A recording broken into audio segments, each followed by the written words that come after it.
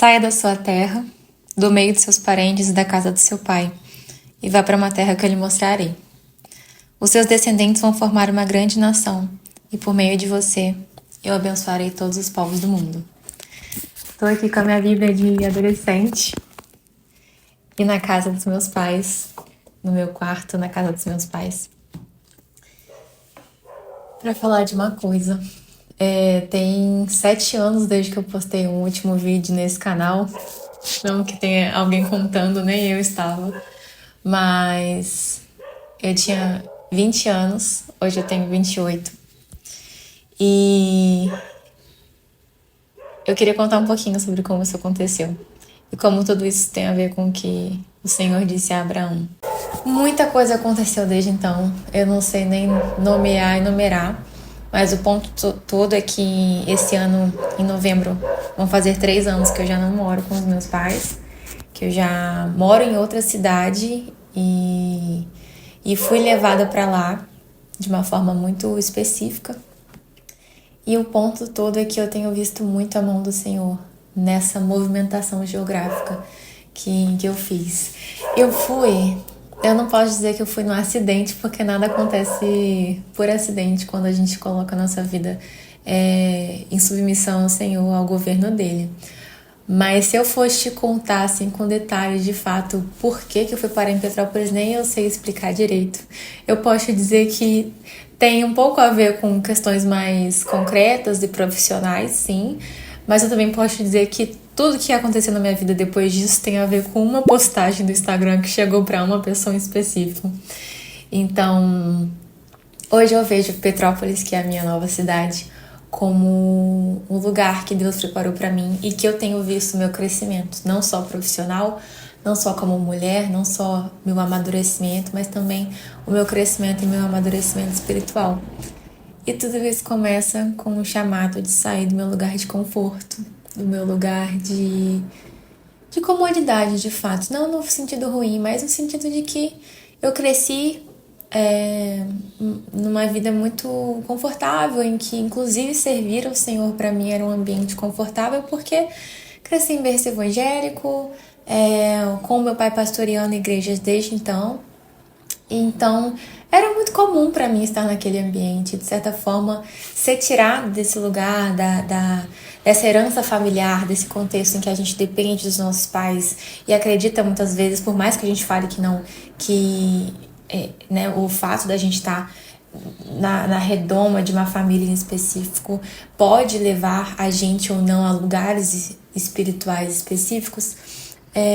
Eu entendo que tudo isso foi importante para que eu viesse a desenvolver um pouco melhor a minha identidade, não só por mim mesma, no meu lugar no mundo, mas principalmente a minha identidade perante o Senhor e perante os homens a partir de quem eu sou no Senhor. Então o que eu queria comentar com você hoje rapidinho é um pouco disso, um pouco da importância da gente deixar certas coisas para trás e sair de fato, pegar o teu corpo do mundo e se mover para outro lugar, para você viver uma nova fase de amadurecimento, de alcançar verdades mais específicas e inclusive viver coisas difíceis. Quem mora sozinho, quem sai de fato da sua cidade natal, do seu lugar conhecido, sabe o quanto que é difícil você se estabelecer em um outro lugar, num novo lugar, em que você muitas vezes não conhece ninguém, às vezes você conhece alguém, e você vê muito a mão do Senhor nisso tudo, quando Ele vai preparando pessoas, lugares, relações em específico que vão te trazendo não só um senso de pertencimento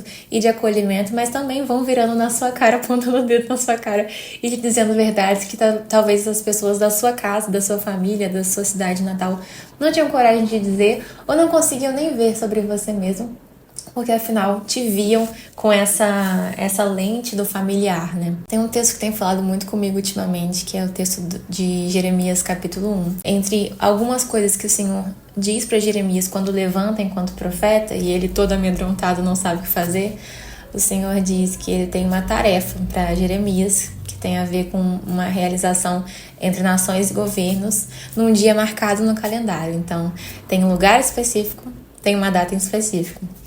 E ele diz, então, o Senhor diz que a missão de Jeremias é arrancar e destruir, despedaçar e demolir, e depois começar de novo, construindo e plantando. Tudo isso tem muito a ver com construir e plantar, com semear, que é outro ponto que o Senhor tem falado comigo muito, que eu posso trazer um pouquinho mais para vocês.